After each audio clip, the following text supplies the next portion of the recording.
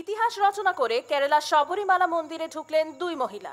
আজ ভোর 3:45 মন্দিরে প্রবেশ করেন তারা। ওই দেখো জানা গেছে চারপাশে যা হচ্ছে, সত্যি বাপু ভাল লাগে না, কি দিনকাল পড়লো। করলেন কোন ঋতুমতী মহিলা।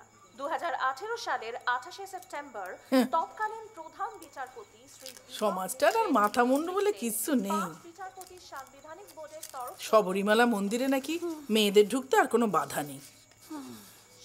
ঠাকুর দেবতা নিয়ে ছেলে খেলা করার কি খুব দরকার?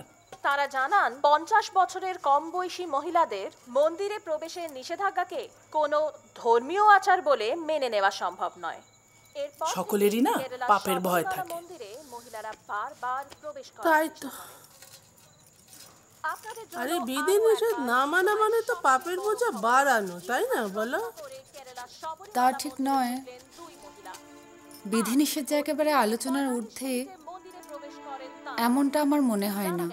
তাদের দুজনেরই বয়স 50 এর নিচে। এই প্রথম মন্দিরে প্রবেশ করলেন কোন ঋতুমতী মহিলা। এ তো ভালো না বৌদি গো, এমেকে তো বাইরে থেকে দেখে কিছু বোঝা যায় না।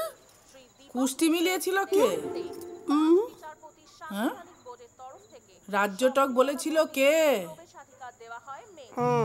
না, এই বাইরে থেকে যাদের বোঝা যায় না না, তাদের ভেতরের মনটা কিন্তু খুব নরম হয় বৌদি গো, সত্যি। রাজ্যটক কুষ্টি মিলিয়ে ভাইপোর বিয়ে দিয়েছে।